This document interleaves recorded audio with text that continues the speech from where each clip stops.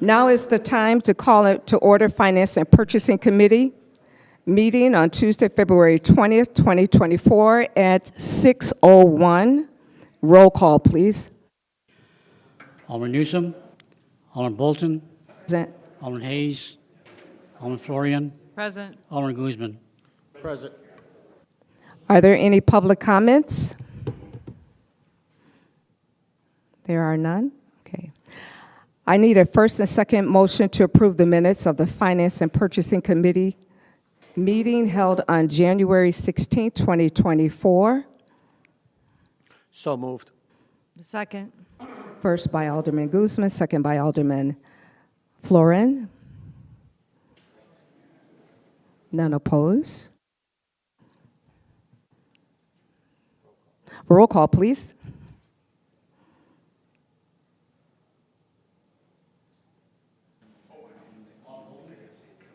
Aye. Aye. Aye. None opposed? Okay. New business. I need a first and second motion to approve a resolution waiving competitive bidding requirement and approving the purchase of 2023 Ford Explorer from Curry Motors for a not to exceed amount $46,121. Before we go forward, is this for police? Yes. You have to, Okay, so moved. second. First by Alderman Guzman, second by Alderman Florin. This is the Waukegan Police Department is seeking approval for the purchase of the 2023 Ford Explorer Police Interceptor Squad vehicle for the police department. This vehicle will be used by the Waukegan Police Department in the patrol division. This vehicle will replace a vehicle that was crashed by a DUI driver, causing the vehicle Squad 468 to be in a total loss. We wish to purchase this vehicle directly from the Curry Motors, which has this vehicle in their inventory, making it available for immediate purchase for the fiscal year. Police Explorers designed as a squad vehicle is extremely difficult to find.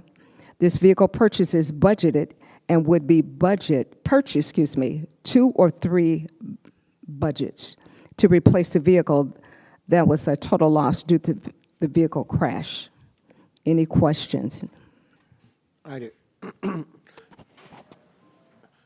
So just a quick question. I think you probably answered this question before, but I've gotten like kind of brain fart. So why do we keep going to only Curry Motors? Is there anybody else that could supply these? Because it seems like there's a monopoly going on here. So Curry's a state representative. They handle the state bid. So what happens is a lot of agencies use them and they order squads. And then a lot of times they'll cancel their order. So they're left with a squad that they have no one to sell it to. And they're a vendor of ours currently, and there's nobody else in our area that's the authorized vendor for that. So they have the vehicle there off of the state bid. That's why they give it to us at a great discounted rate. And like this vehicle, we were budgeted 3 vehicles to replace 3 cars that were totaled. This is number 2 of 3.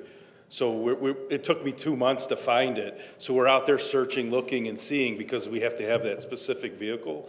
And with the state bid just opened on the 2025s, nobody really has these 23s laying around that are new. So that's why we keep going to them because they're the ones that end up having it.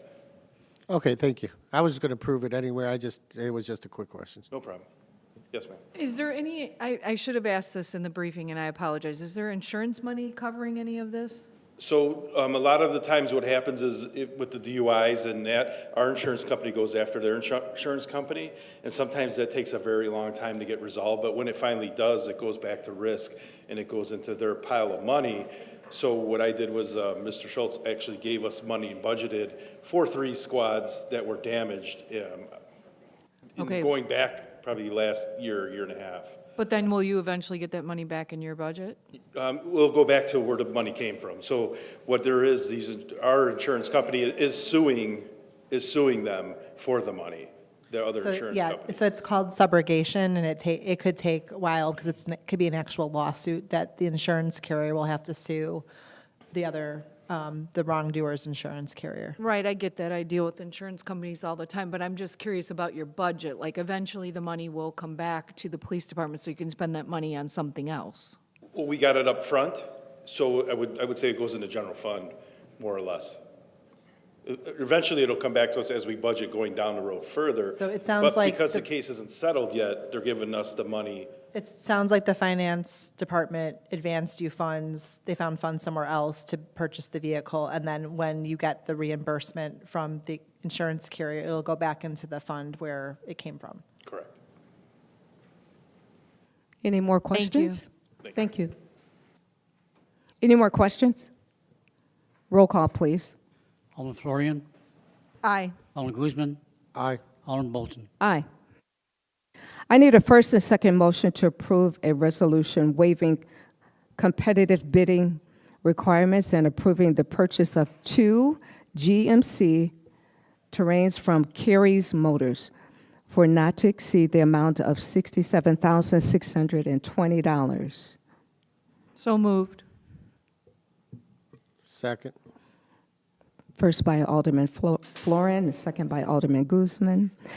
Indicates the Waukegan Police Department is seeking approval for the purchase of 2 2024 GMC Terrains AWD vehicles for the police department. These vehicles will be used by the Waukegan Police Department in the CO Responders Unit. These vehicles are for social workers and officers to drive when a police squad is not needed. The vehicles have been budgeted and approved for the purchase by the grant authority ICJIA. We wish to purchase this vehicle directly from Curry's Motors as discounted price, as to they are available immediately and within the budget for the fiscal year. Roll call, please. Alderman Guzman, Aye. Alderman Florian, Aye. Alderman Bolton. Aye. I need a first and second motion to approve a resolution for the city of Waukegan, Illinois, reallocating 2024 volume cap to the village of Buffalo Grove, Illinois. So moved. Second. First by Alderman Guzman, second by Alderman Florin. Indicates that the Lake County Partnership of Economic Development Incorporated has offered Lake County Home Rule municipalities to the opportunity to participate in the program, to combine their respective volume cap allocations and to create a private activity bond clearinghouse pool to facilitate the insurance of tax-exempt and private activity bonds to finance manufacturing and multifamily housing project in Lake County. Roll call, please. Should I ask any questions? I guess I do. So that would be in Buffalo Grove, or where would this, what would this fund?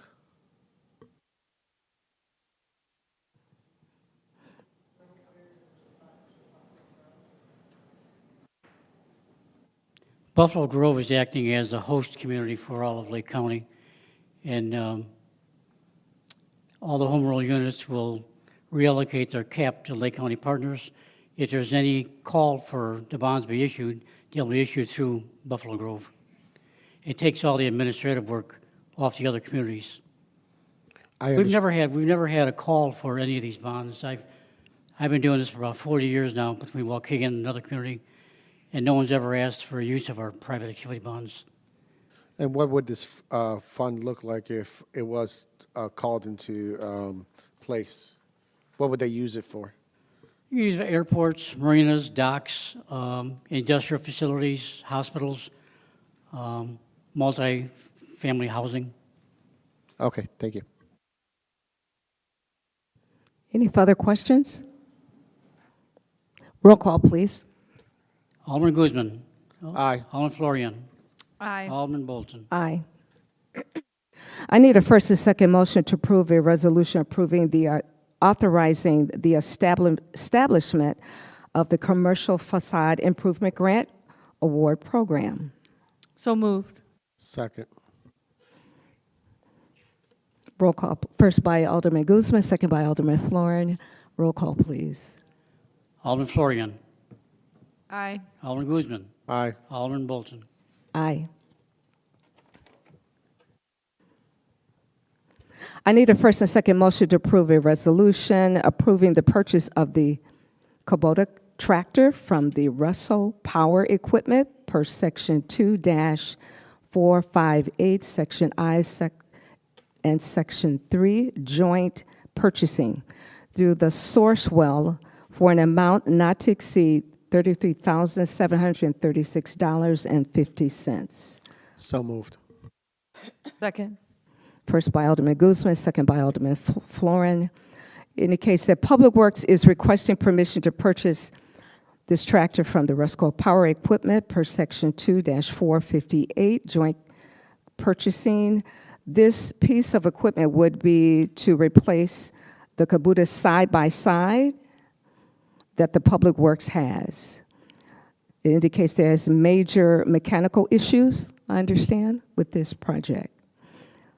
These are 3 attachments that will have it a blower, a snow blower, and a brush. The brush option can also be assist in cleanup for special events. Any questions? I need a first and a second. I guess we've done that. Roll call, please. Alderman Florian. Aye. Alderman Guzman. Aye. Alderman Bolton. Aye. Reports and communications. We all received the report highlights from finance. Do you have any questions regarding these reports? I do.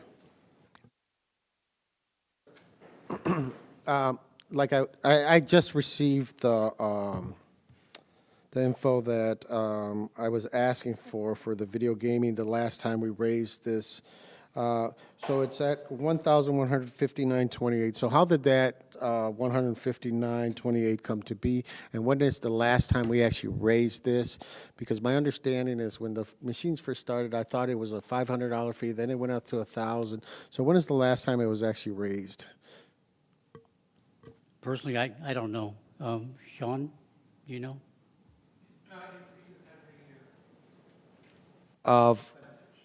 Okay, and that's how we got, so how many years it must be a very small percentage because it's only $159. Why are we going so low? So, yes, there is a natural escalator in it, but we did not vote to raise it. It was sometime when I was an alderman, I think it was around 2018, because they decided to pursue the push tax instead. It was when I was an alderman, so it was Okay, after so- 218. Okay, so 219, you think? I think it was I 219. thought it was before COVID. So it was somewhere in there that we had the option of raising it again or doing the push tax, and they decided to pursue the push tax. So since 2018 or 19, we've only raised it $159.28. I mean, it seems kind of low. That's the natural escalator that goes in.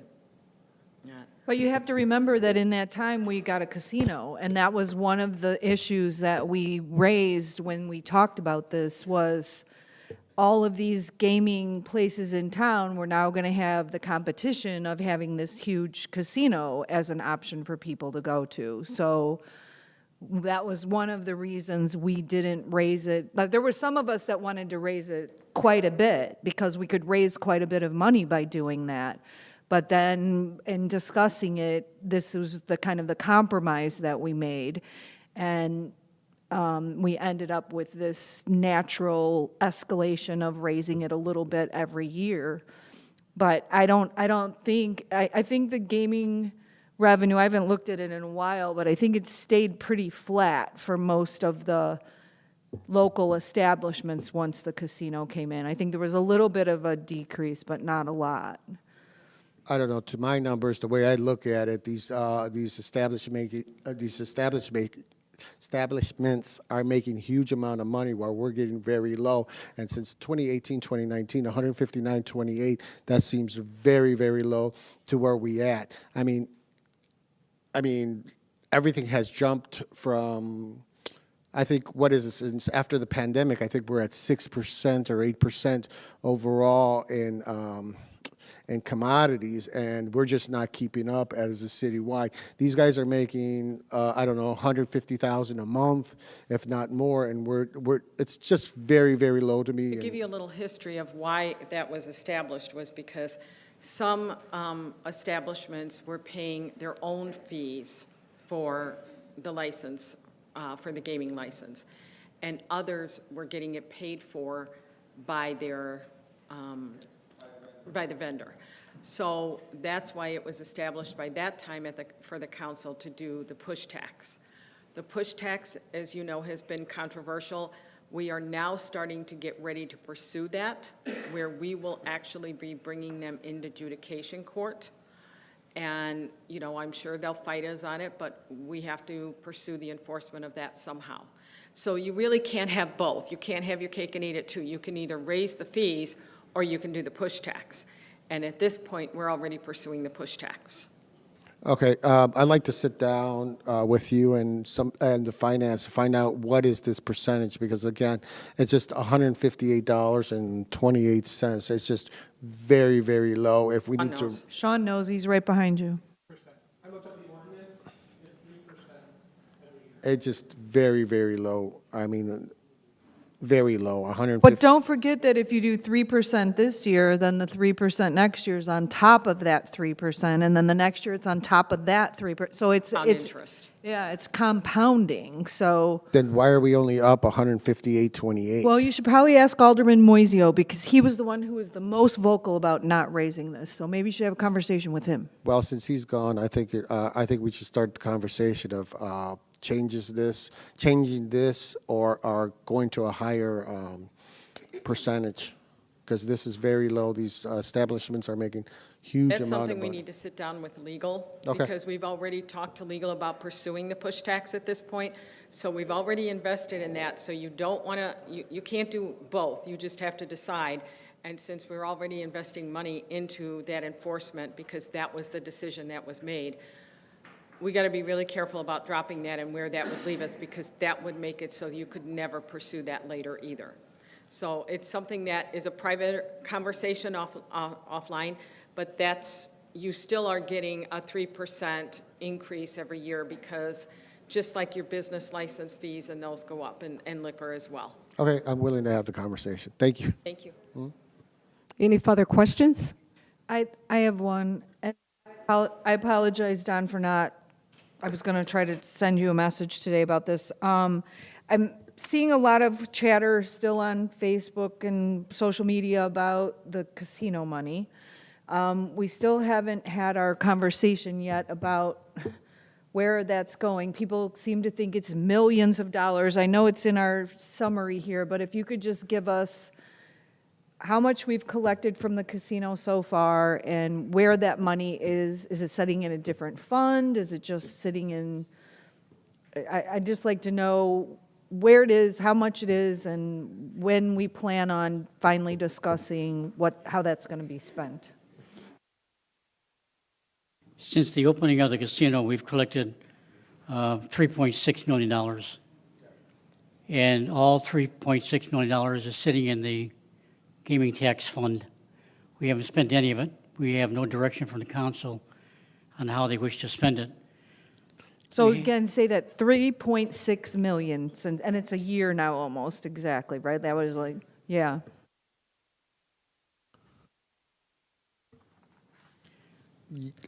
When I was looking at the numbers, I can't find it now, but it seems like we're right on budget or very close to it. The Convergence Strategy Group, we brought them in, they did an analysis for us, a much more conservative number than we were given by Full House, and they had projected $3,970,000. We projected for the year we'll collect about 3.8, 3.76 in that range. Be close to the projection, a little lower. Excuse me, it also, I believe, is in the Illinois Gaming, they gave us a printout, correct? A monthly report concerning that.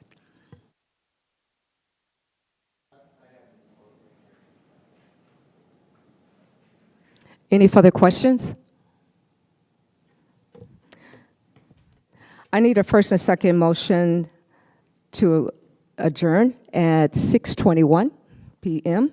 So moved. Second. First by Alderman Florence, second by Alderman Guzman. All in favor? Say aye. Did you do a roll call? Can we just say aye? Alderman Guzman, Aye. Alderman Florian, Aye. Alderman Bolton. Aye. Ayes have it.